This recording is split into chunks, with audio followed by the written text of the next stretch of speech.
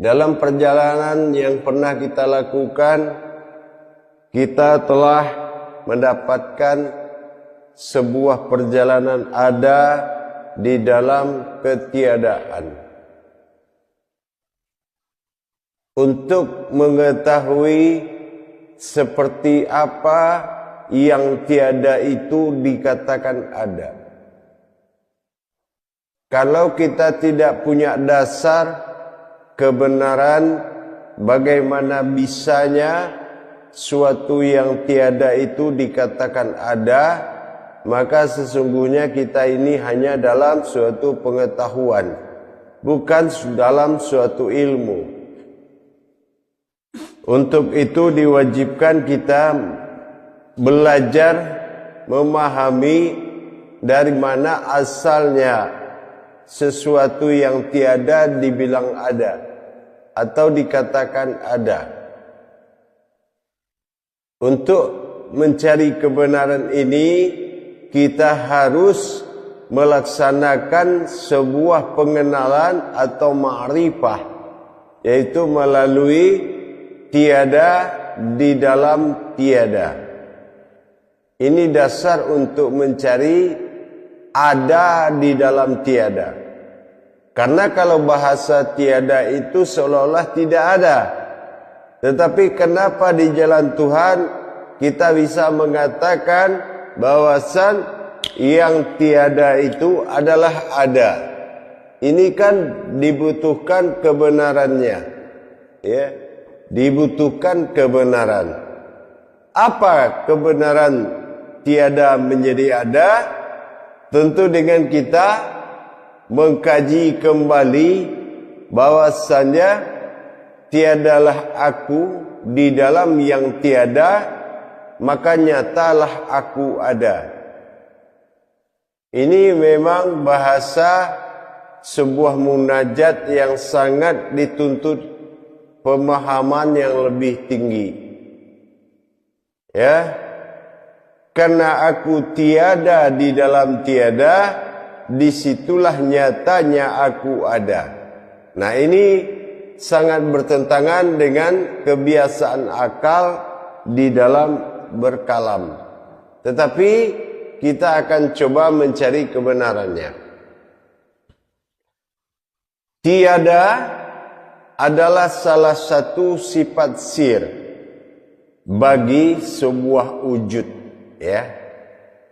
Tiada adalah suatu sifat sir atau rahasia yang mana tiada itu memiliki sifat, ya, atau bersifat kepada sifatnya yang disebut dengan tiada juga. Ya, aku bersifat pada sifatku sendiri, artinya dalam makom tiada, dia bersifat kepada sifatnya yang tiada, ya, maka nyatalah aku ada. Nah, ini perlu kita cari kebenarannya.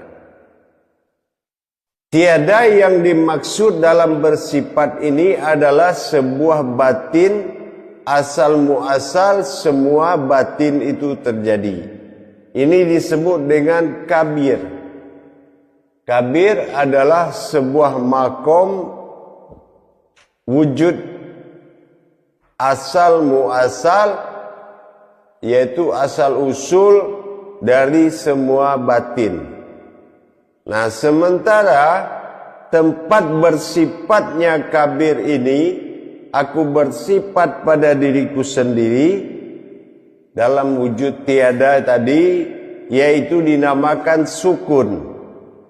Apa yang dikatakan sukun adalah suatu sifat tiada bagi yang tiada. Ya, bagi kabir adalah salah satu sifat sukun. Kenapa ada nama sifat sukun? Karena setelah kabir bersifat kepada sifatnya, yaitu hayatnya, ternyata hayatnya yang kita kenal dengan sin atau hayat, itu leburnya hayat menjadi rahasia. atau menjadi sir. Jadi kalau sudah lebur sin menjadi sir, itu dinamakan sin alif domah usu. Ya, maka kun ini jadi. Jadi bersifatnya aku kepada sifatku dengan kodrat kun, tajalli kun, maka berubahlah sifatku menjadi sir atau rahasia, disebut sukun. Sukun ini dikatakan tiada, tetapi ada. Apa wujud sukun? Wujud sukun adalah wujud ma'rifah. Ma'rifah itu kodrat sebuah batin, ya, yang berwujud hitam. Ini dinamakan wujud sukun atau dikatakan sebuah wujud rahasia. Tetapi dia ada cuma berwujud hitam. Kalau laksana rohani wujudnya kuning. Tapi kalau wujud hitam sukun adalah suatu wujud alam yang diwujudkan oleh kabir. Nah, jadi kalau sudah bertemu sifat nyata kabir bagi Allah dalam alif kasroh a derajatnya dan bertajali kepada sukun sin, maka sin berubah jadi sukun atau rahasia, maka berdiri alif domah u. Artinya pertemuan itu menjadi sebuah kodrat diri rahasia yang disebut dengan au, ya, disebut dengan au, ya. Au itu adalah keakuan aku pada rahasiaku, karena au itu sudah ada sebelum semua wujud itu ada. Dan bagaimana tajalli au tadi sehingga dia bisa berwujud nyata? Nah, kita lihat tajallinya yaitu dalam kalam solat, yaitu dalam kalam takbir, ya. Allahu Akbar. Allah itu aku, akbar bertajalli dan bergerak. Nah, ini yang dikatakan kabir au, kabirau, ya. Nah, kabirau sesungguhnya kami adalah batin atau kabirau, kabir au, ya. Nah, kabirau walhamdulillah dan bertajalli, ya, hi kasirau menuju diri rahasia, hi kasirau dan wa subhanallah dan aku berwujud bernama Allah, hi muqratau wa asila dan nyatalah berbentuk dan berupa sila yang berupa lam alif atau disebut dengan jalalah, ya. Nah, disinilah lam jalalah itu berupa dan berwujud dengan tajalli kabir dan sukun tadi menjadi au atau aku tersirat, ya. Alhamdulillah dan aku bertajalli, ya, bertajalli, alhamdulillahi kasiro dan bertajalli menjadi diri yang rahasia, sir au, ya, sir au, hibu qoratau, hi hayat hidup, bu qoratau dan terlihat wasilah dengan nyata sebagai wasilah. Itu adalah wujud zahirnya Allah, wasilah. Nah, lam jalalah atau jalalahu itu nyata sudah berbentuk kodrat Allah berwujud Muhammad. Nah, ini dari pentajalian.